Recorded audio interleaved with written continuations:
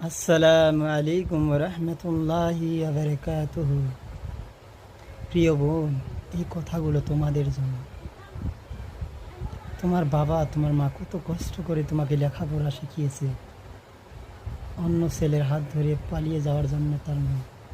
প্রিয় বোন, মা বাবাকে সম্মান করো, মা বাবাকে শ্রদ্ধা করো, মা বাবার খেদমত করো। আল্লাহ রাজি খুশি হলে তাই তো তুমি জান্নাত পাবে। প্রিয় বোন, জান্নাত তোমার জন্য একেবারে সহজ, কিন্তু তোমরা নিজেরাই জান্নাতকে কঠিন মনে করো। প্রত্যেক নারীকে বলা হয়েছে, ওহে নারী তুমি পর্দা করো, কিন্তু এখনকার নারী পর্দা তো দূরেই থাক, নিজের শরীরের উপর যে একটা ওড়না নিবে তাও নিতে লজ্জা করে। নাউযুবিল্লাহি মিন যালিক।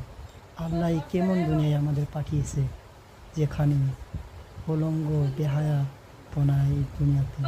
প্রিয় বোন, আমার কথা না শুনলে তুমি একবার তোমার বাবা মায়ের কথা শোনো, তোমার প্রিয় মার দিকে একবার তাকিয়ে ভাবো। প্রিয় বোন, তোমার বাবা মায়ের কথা একবার ভাবো। একজন ছেলের জন্য তুমি নিজের হাত কাটছো কেন? একজন মেয়ের জন্য তুমি হাত কাটছো, ওই ছেলে তুমি কি একবারও ভেবেছো তুমি যতটুকু কষ্ট পেয়েছো ওই মেয়েটা কি ততটুকু তোমার কথা ভেবেছে? তাহলে কেন নিজের হাত কাটবে, কেন নিজের লাইফ বরবাদ করবে? বলতে পারো কি? আল্লাহ তোমাকে এত সুন্দর জীবন দিয়েছে, এত সুন্দর মায়া মহব্বত দিয়েছে, এত সুন্দর একটা শরীর দিয়েছে, তুমি ওই শরীরটার উপরে এত অত্যাচার কেন করছো?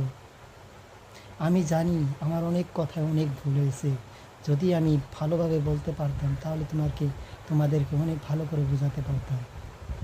হ্যাঁ, আমি মাদ্রাসা লাইনে পড়ি নাই, কিন্তু আমি জেনারেল লাইনে পড়ি। আল্লাহ যদি তৌফিক দেয় ভাই ও বোনেরা, আল্লাহ আমাদের যেন সবাইকে নেক হায়াত এবং নেক দিলওয়ালা বানিয়ে দেয়।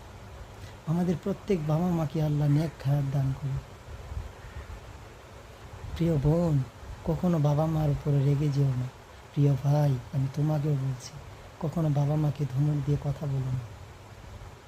বাবা এরকম একটা জিনিস যে কষ্ট পেলেও বাড়িতে এসে বলে না যে আমি কষ্ট পেয়েছি। মা এরকম একটা জিনিস যে নিজে না খেয়ে বা ছেলে মেয়েদের খাওয়াবে, বলবে আমি খেয়েছি। নিজের পেটে ক্ষুধা থাকা সত্ত্বেও সেই মা বলে যে আমার পেট ভরা আছে। বাবা বা মা তুই খেলে আমার পেট ভরে যাবে। তাহলে কেন তোমার নিজের মা বাবাকে কষ্ট দিচ্ছ? নিজের শরীর অন্যকে বিলিও না, কারণ এই শরীরটা আল্লাহ অনেক মায়া দিয়ে বানিয়েছে। এবং প্রিয় ভাই, নিজের স্ত্রীর জন্য তুমি নিজের হক আদায় করিও।